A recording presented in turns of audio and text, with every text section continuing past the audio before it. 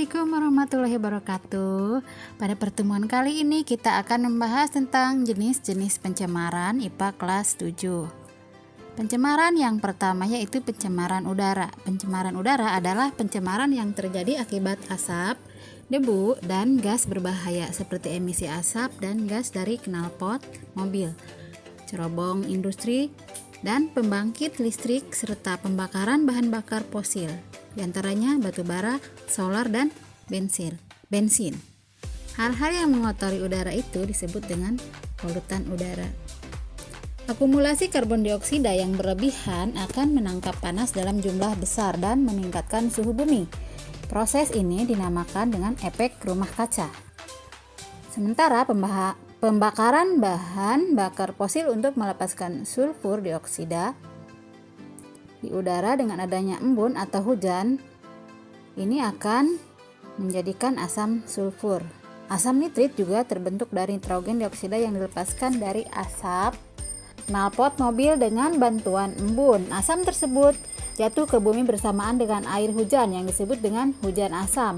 Hujan asam ini mencemari tanah dan air, menyebabkan makhluk hidup, perairan mati, serta merusak bangunan. Kemudian CFC digunakan pada lemari pendingin atau kulkas dan kaleng-kaleng aerosol. CFC yang dilepaskan di atmosfer akan menyebabkan hilangnya ozon. Kemudian sinar UV atau ultraviolet, matahari yang membahayakan. Di antaranya paparan sinar ultraviolet berisiko menimbulkan kanker, kerusakan mata, dan mematikan kehidupan tumbuhan air. Kemudian dampak pencemaran udara. Dampak pencemaran udara pada kesehatan manusia di antaranya sakit kepala, iritasi mata, ispa atau infeksi saluran pernapasan atas, batuk, sakit tenggorokan, nyeri dada, alergi, dan penyakit paru-paru. Yang selanjutnya penanggulangan pencemaran udara. Cara menanggulangi pencemaran udara antara lain sebagai berikut. Yang pertama, mengendalikan partikel polutan udara dengan menggunakan setting tank atau tangki pengendap. Kemudian yang kedua, meningkatkan penggunaan bahan bakar bebas asap seperti kompos solar dan biogas. Yang ketiga, menanam pohon sebanyak-banyaknya untuk membersihkan udara dan tidak membiarkan penebangan hutan secara ilegal. Yang keempat, cerobong asap pada pabrik dilengkapi dengan filter dan dibuat setinggi-tingginya agar gas buangan keluar langsung ke atas atmosfer. Yang kelima, menggunakan bensin tak bertimbal pada kendaraan bermotor. Yang keenam, mengatur lokasi industri jauh dari area permukiman. Yang ketujuh, membuat kebijakan yang mengharuskan kepemilikan sertifikat pengendalian polusi pada pemilik kendaraan bermotor. Yang terakhir yaitu menggunakan kendaraan umum atau kendaraan ramah lingkungan seperti sepeda untuk berkendara jarak dekat. Kemudian yang kedua, pencemaran air. Pencemaran air adalah kontaminasi air yang terjadi akibat adanya polutan seperti limbah rumah tangga, limbah industri, limbah pertanian, pupuk dan pestisida, hujan asam, dan tumpahan minyak. Pencemaran air dapat terjadi jika manusia membuang tinja di dekat sumber air atau membuang limbah rumah tangga serta deterjen ke sungai. Limbah pabrik yang dibuang ke sungai mengandung polutan sangat berbahaya seperti sianida dan merkuri. Kemudian pupuk dan pestisida yang digunakan untuk tanaman pertanian juga dapat mencemari sungai. Yang A, parameter pencemaran air. Pada umumnya ukuran baik atau buruknya air didasarkan pada faktor berikut ini. Yang pertama, pH air. Salah satu parameter atau tanda bahwa air di lingkungan kita telah tercemar adalah adanya perubahan pH. pH merupakan ukuran keasaman atau kebasahan air. Nilai pH memiliki rentang 1 sampai 14. Untuk asam, pH-nya yaitu di bawah 7. Untuk basa, pH-nya di atas 7, dan untuk netral, pH-nya 7. Tingkat keasaman atau kebasahan air dapat diidentifikasi menggunakan indikator.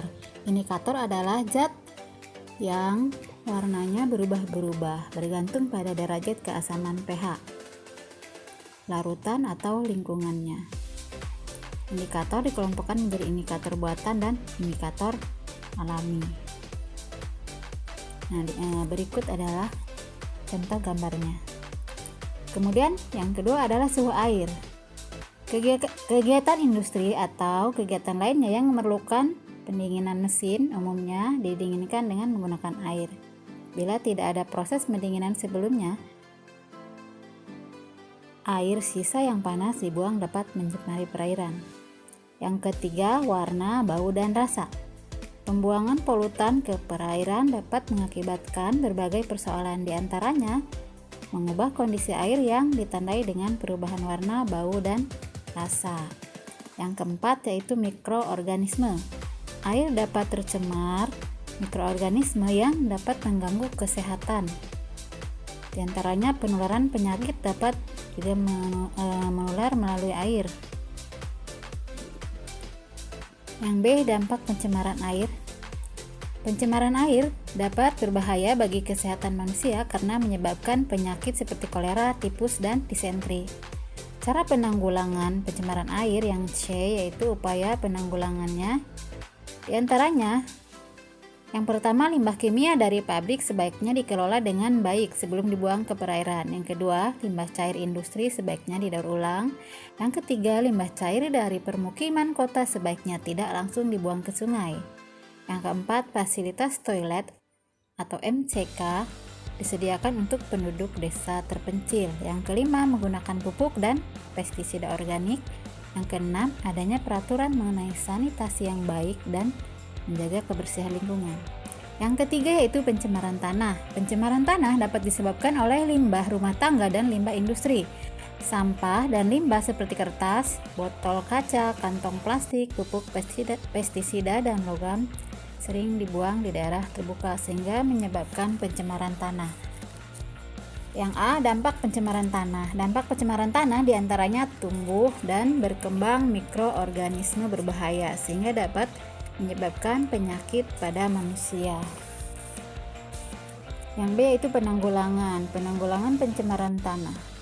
Upaya penanggulangan pencemaran tanah diantaranya yang pertama, pembuangan sampah dan limbah sebaiknya di tempat yang jauh dari daerah permukiman. Yang kedua, penggunaan pupuk buatan sebaiknya dikurangi.